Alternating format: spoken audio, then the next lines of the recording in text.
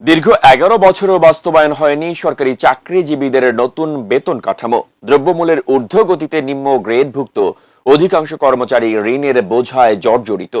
তবে এবার নবম পে স্কেলে তাদের বেতন কাঠামোয় আসছে বড় পরিবর্তন। সর্বনিম্ন সর্বোচ্চ বেতন হতে পারে দ্বিগুণেরও বেশি। বিস্তারিত জানাচ্ছেন শিহাব ইসলাম।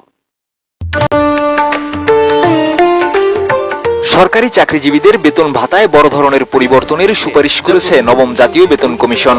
সাবেক অর্থসচিব জাকির আহমেদ খানের নেতৃত্বাধীন 23 সদস্যের কমিশন চলতি বছরের 21 জানুয়ারি অন্তর্বর্তী সরকারের প্রধান উপদেষ্টা ডক্টর মোহাম্মদ ইউনূসের কাছে তাদের চূড়ান্ত প্রতিবেদন জমা দেয়। কমিশনের সুপারিশ অনুযায়ী বর্তমানের সর্বনিম্ন মূল বেতন ৮,২৫০ টাকা থেকে বাড়িয়ে ২০,০০০ টাকা করার প্রস্তাব করা হয়েছে।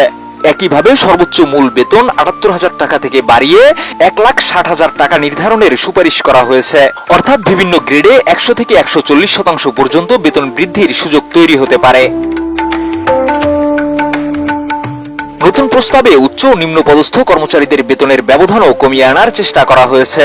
বর্তমানে সর্বনিম্ন ও সর্বোচ্চ বেতনের অনুপাত ১:৯.৪ হলেও নতুন কাঠামোয় তা কমিয়ে ১:৮ করার সুপারিশ করা হয়েছে।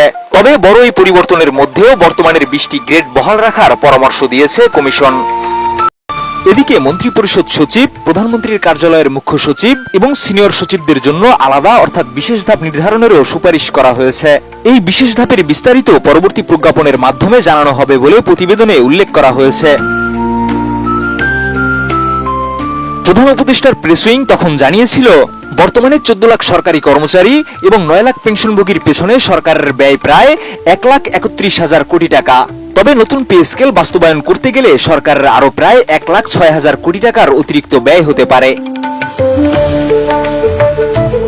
এছাড়া বেসামরিক কর্মচারীর পাশাপাশি জুডিশিয়াল সার্ভিস এবং সশস্ত্র বাহিনীর জন্য পৃথক বেতন কমিটির প্রতিবেদন প্রস্তুত করা হয়েছে।